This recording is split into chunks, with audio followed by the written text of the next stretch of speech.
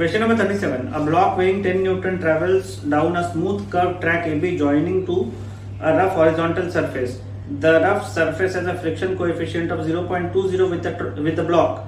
If the block starts slipping on the track from a point 1 meter above the horizontal surface, how far will it move on the rough surface? ठीक है, यहाँ सबसे पहले समझना है कि यहाँ पे 10 न्यूटन वेट दिया हुआ है, बट ये जो 10 न्यूटन वेट है वो ये मास नहीं है। अगर ये वेट केजी में दिया हुआ रहता है या ग्राम में दिया हुआ रहता है तो मास होता है, बट यहाँ पे पता है ये न्यूटन में दिया हुआ है। कभी भी न्यूटन में दिया हुआ है इसका मतलब ये mg का वैल्यू गिवन है। इसके साथ में हाइट बताया हुआ है कि ब्लॉक कहाँ पे रखा हुआ है, 1 मीटर हाइट पे, तो height is equal to 1 metre पहले नोट कर लेते हैं। थर्ड, और क्या पता है, फ्रिक्शन कोएफिशिएंट का वैल्यू पता है 0.20, ये गिवन है क्वेश्चन में। अब क्या बोल रहा है, एक ब्लॉक है यहाँ पे, यहां से ये ब्लॉक ट्रेवल करना शुरू करेगा और उसके बाद यहां से होता हुआ वो नीचे आएगा। यहां से यहां तक जो सरफेस है ये स्मूथ है, यहां से यहां तक का सरफेस स्मूथ है। उसके बाद जब यहां आ जाता है उसके बाद ये धीरे धीरे फ्रिक्शन, ये सरफेस रफ है तो यहां से फ्रिक्शन होना शुरू होता है। ये पॉइंट बी है, यहां से फ्रिक्शन, तो ये क्या होगा, पहले तो यहां से यहां तक स्लिप करता हुआ आ रहा है, उसके बाद धीरे धीरे ये रुक जाएगा। क्यों रुक जाएगा? फ्रिक्शन के चलते, क्योंकि इसके अगेंस्ट में यहाँ पे फ्रिक्शनल फोर्स काम कर रहा होगा, फ्रिक्शनल फोर्स, इसीलिए रुकेगा। तो यहाँ आकर के सपोज ये ब्लॉक रुक जा रहा है। क्यों रुक रहा है? इस फ्रिक्शन फोर्स के चलते। तो अब पूछा गया है क्वेश्चन में, क्या पूछा गया है क्वेश्चन में, देख लेते हैं एक बार। पूछा गया है कि ये जो ब्लॉक है ये कितना मूव कर सकता है ऐसे केस में। यहाँ बता दिया गया है फ्रिक्शन कोएफिशिएंट का वैल्यू कितना है, 0.20। अगर फ्रिक्शन कोएफिशिएंट का वैल्यू यहाँ पे 0.20 है तो यहाँ से अगर ये 1 मीटर हाइट से उतर रहा होगा, पहले स्मूथ सरफेस से होते हुए रफ सरफेस पे आएगा जहां म्यू का वैल्यू इतना है, तो कितने डिस्टेंस तक जाने के बाद ये रुक रहा है। ठीक है, तो हम लोगों को यहाँ पे दो चीज पता है। यहाँ इस पॉइंट पे देख लेते हैं वर्क कितना है इस पॉइंट पे, तो हम लोगों को फॉर्मूला पता है, work is equal to change in kinetic energy. Total work के लिए यूज होता है work is equal to change in kinetic energy.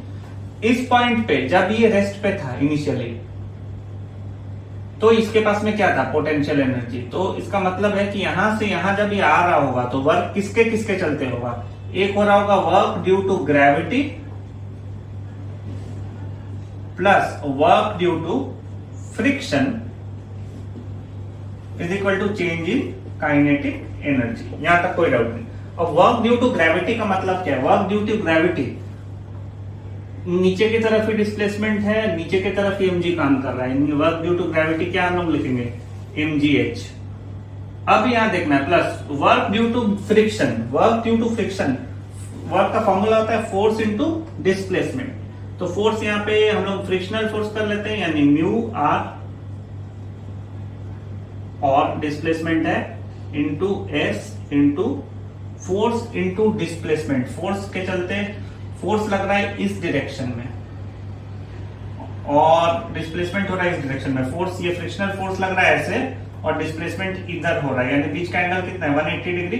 तो F into S cos 180 degree करेंगे, क्योंकि F into S cos theta होता है, is equal to change in kinetic energy. यहाँ इस कंडीशन में जब ये रेस्ट पे था तो काइनेटिक एनर्जी 0 था, आगे यहां आने के बाद भी ये ब्लॉक रेस्ट पे आ जा रहा है, तो इसका मतलब यहां भी काइनेटिक एनर्जी 0 होगा, तो यहाँ पे इसको 0 कंसिडर कर देते हैं।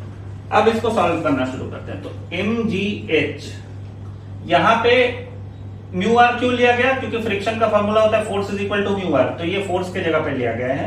एस मतलब डिस्प्लेसमेंट, और चूंकि इधर डिस्प्लेसमेंट हो रहा है और इधर में फ्रिक्शन फोर्स काम कर रहा है, इसलिए cos 180 डिग्री लिया गया। क्यों? क्योंकि फ्रिक्शन का फॉर्मूला म्यू आर और वर्क का फॉर्मूला होता है F into S cos theta, इसके चलते। तो mgh प्लस यहाँ पे क्या हो जाएगा, प्लस म्यू आर को म्यू mg लिख सकते हैं इंटू एस, और कॉस 180 का वैल्यू होता है -1 is equal to 0। Therefore mgh, ये -1 आगे आ जाएगा, तो minus mu mgs is equal to 0। अब हम लोग ऐसा कर सकते हैं कि ये जो s है यहाँ पे, इसको हम लोग x ले लेते हैं, या ऐसे भी करते हैं, डिस्प्लेसमेंट ही रख रहे हैं। तो देयरफॉर यहाँ पे लिख सकते हैं mgh is equal to mu mgs। क्यों लिख सकते हैं? क्योंकि ये माइनस है, इधर जाएगा तो प्लस हो जाएगा। अभी ये जो डिस्टेंस है यहाँ से यहाँ तक जाने का, इसको हम लोग सपोज कंसिडर करके चलते हैं, यहां से उसको x कंसिडर कर लेते हैं ताकि समझने में इजी हो। x कंसिडर कर लेते हैं, f into S, S displacement के लिए दिखाई जाता है, उसके जगह पे अभी ये जो यहां से यहां तक जो जा रहा है इसको मान लेते हैं x है, तो ये हो जाएगा mgh is equal to mu mg x।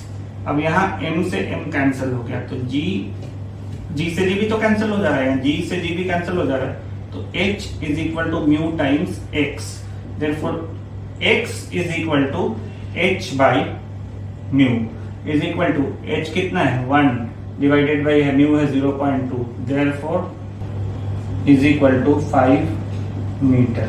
ये हो जाएगा आंसर। यानी ये अगर यहां से 1 मीटर से चल रहा होगा स्मूथ सरफेस से, फिर रफ सरफेस मिले जिसका फ्रिक्शन कोएफिशिएंट 0.20 है, तो ये 5 मीटर चल के स्टॉप हो जाएगा, रेस्ट पे आ जाएगा। यही आंसर।